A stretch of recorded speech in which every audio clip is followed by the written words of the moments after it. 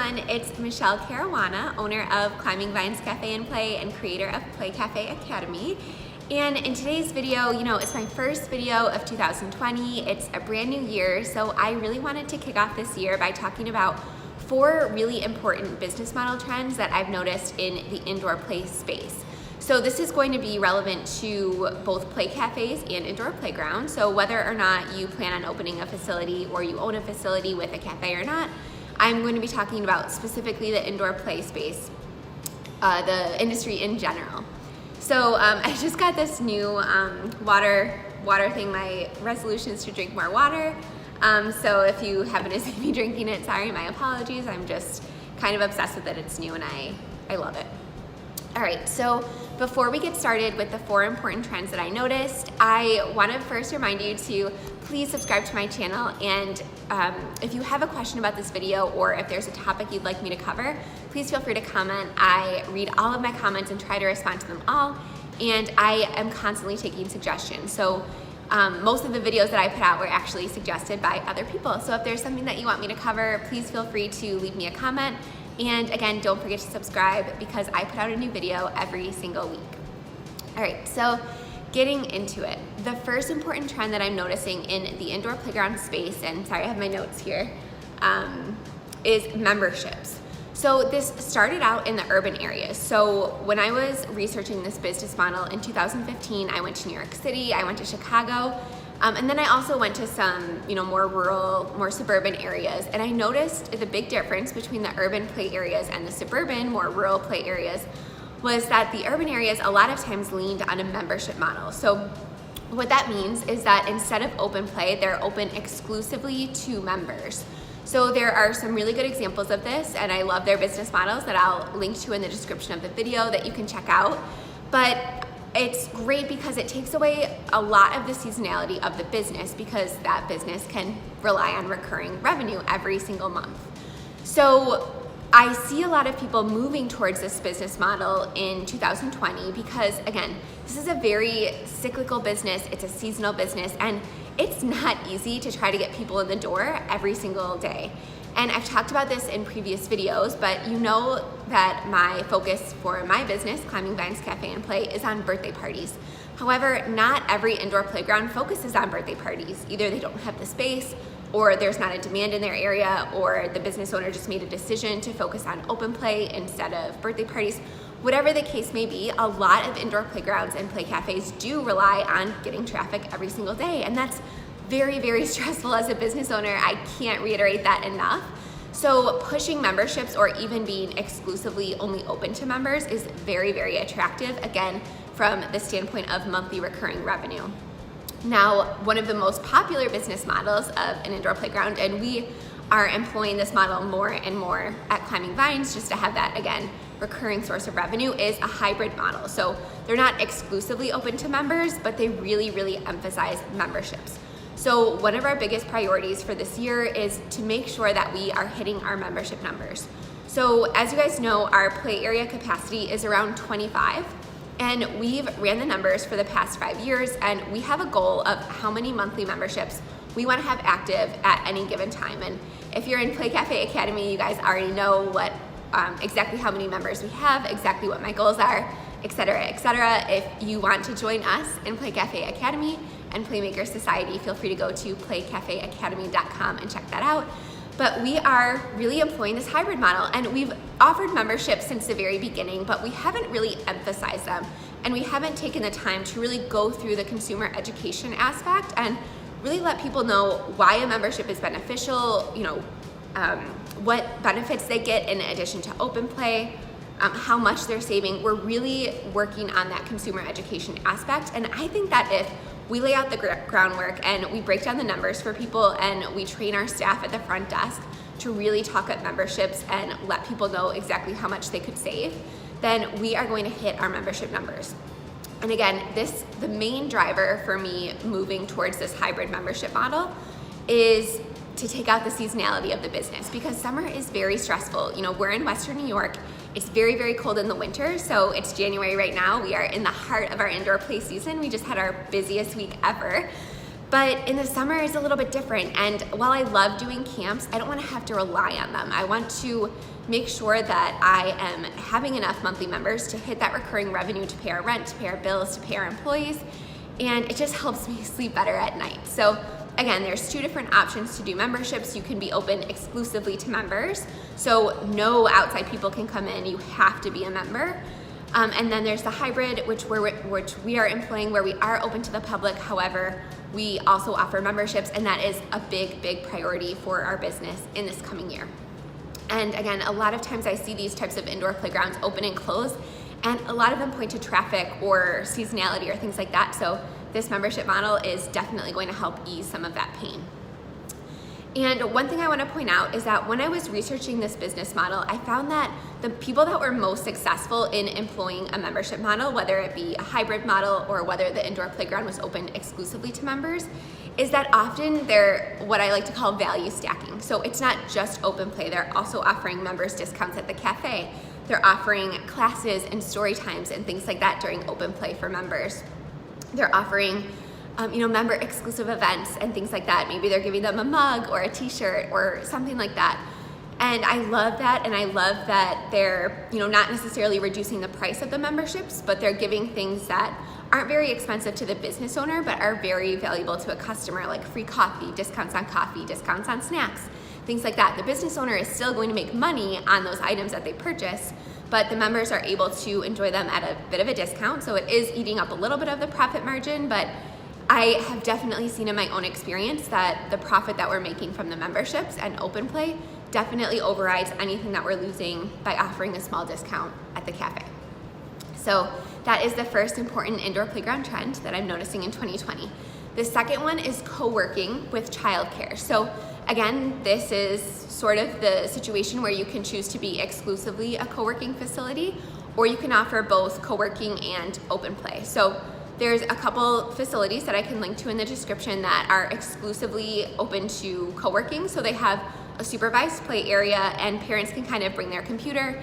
Sometimes I've seen them right in the play area of the working space. Sometimes there's a glass divider. Sometimes it's a different space entirely. But the main point is that the parents are staying inside the building. So these business operators are not necessarily having to apply for a childcare license. Now that will depend on your state, things like that, but most of these places aren't needing to apply for childcare licenses because the parents are staying in the building. And this is very attractive. Again, we saw this start up in urban areas because there is a huge population to support this type of business model, but really everywhere. If you look across the country, I'm seeing so many more parents working from home, or parents with side hustles, or parents that just need a couple hours to work on their computer or finish a book or meal plan or something like that. They just need some time.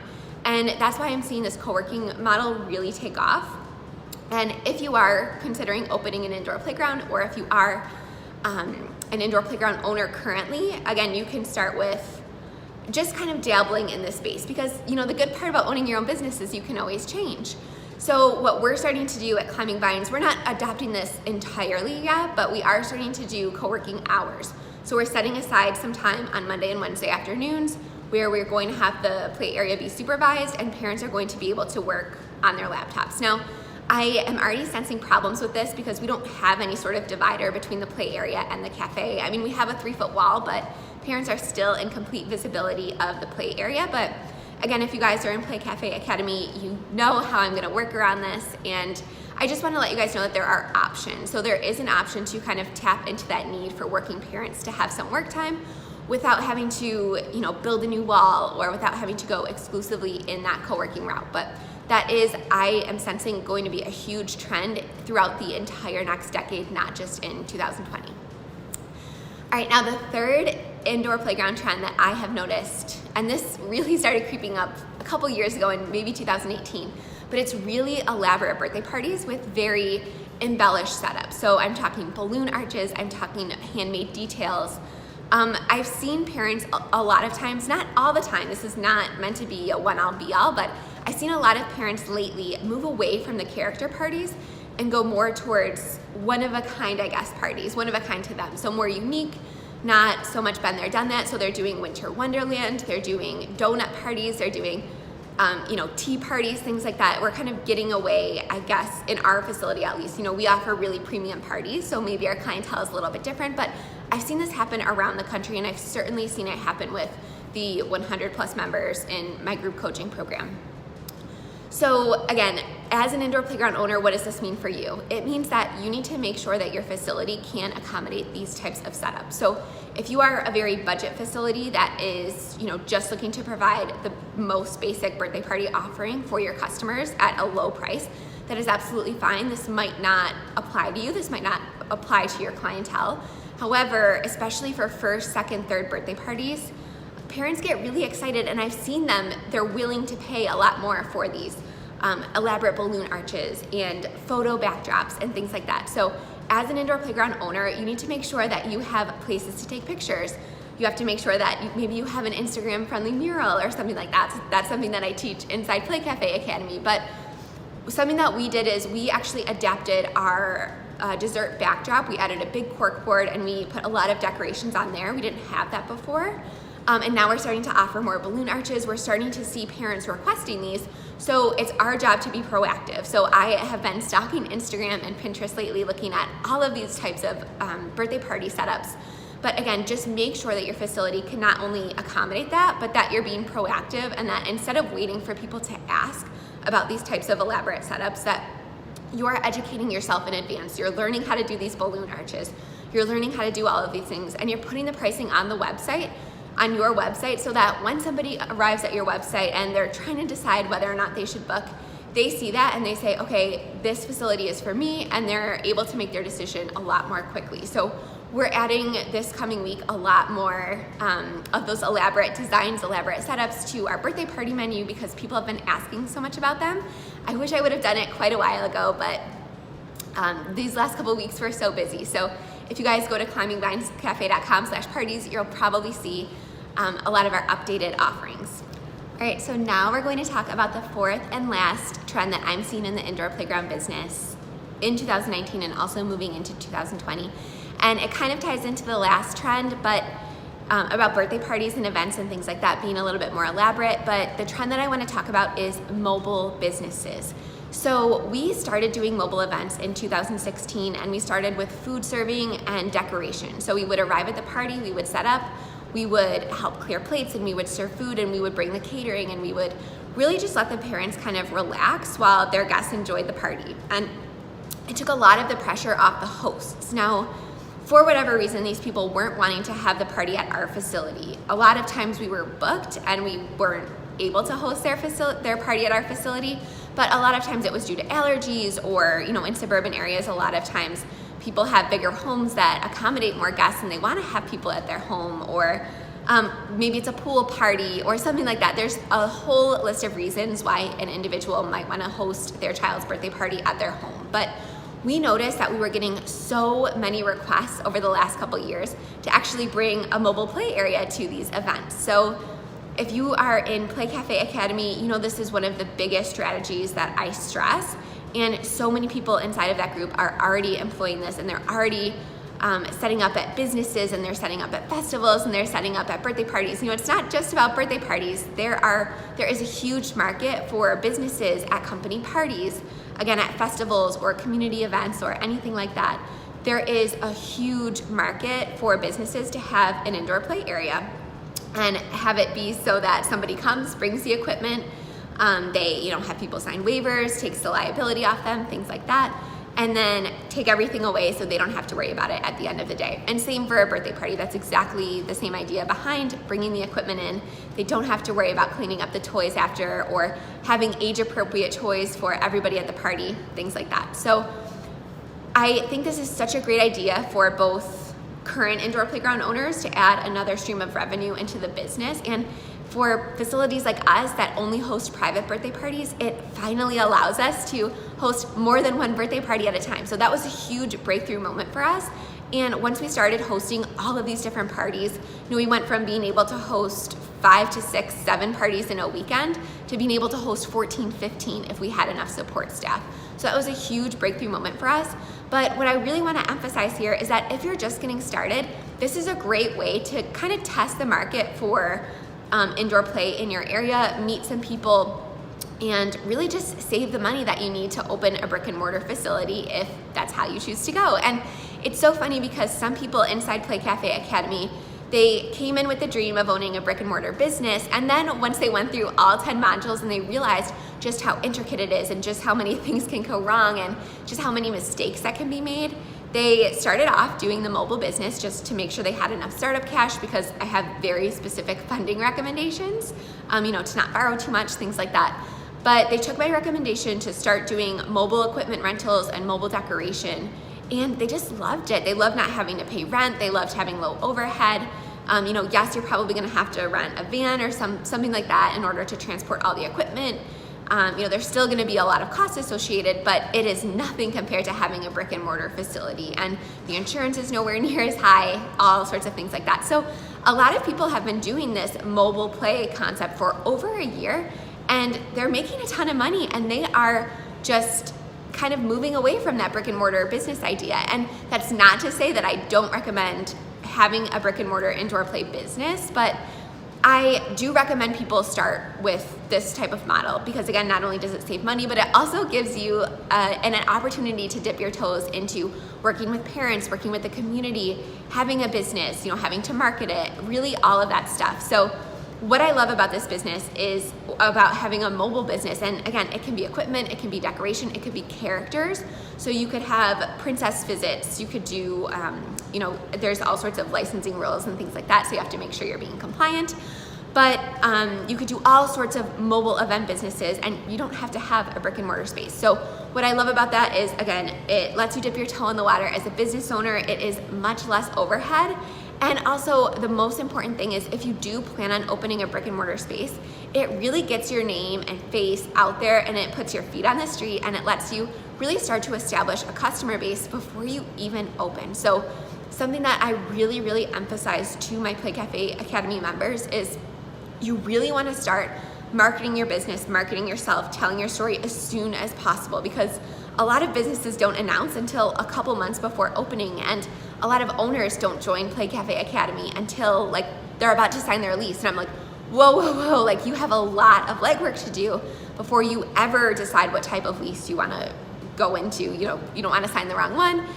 Before you choose your location, before you even look at locations, before you talk about funding, there is so much, again, that could go wrong. There's so many mistakes that could be made. I've made a lot of them myself. But again, what I love about this business is it gives you a really great runway. So you're able to really get your name out there, and by the time you open your brick and mortar facility, people are going to be banging your door down, and you are going to have a sustainable, profitable business from day one. Because again, most people don't start marketing their business until a month or 2 or 3 before they open, and to me that is an absolutely critical mistake, because then you're spending the first 6 months trying to get your name out there and trying to get people in the door, and you're talking to Groupon and you're talking to Yelp and all this stuff, and really, you could have done so much more in terms of marketing and community outreach and things like that, and partnerships before you ever open, so that you don't have that struggle when you open. All right, so those are the 4 important indoor playground trends that I'm noticing as we go into 2020, and you better believe that I am so keen on keeping up with these trends, and I am constantly stalking Instagram and Pinterest and all that stuff to bring you guys the latest trends. And I love telling you guys what's working and what's not working. So please, again, don't forget to subscribe to my channel. It helps so much, and I put a new video out every single week. So just to recap, trend number 1 was memberships. Trend number 2 was co-working. Number 3 was elaborate birthday party setups. And number 4 was mobile event businesses. All right, have a great day, guys.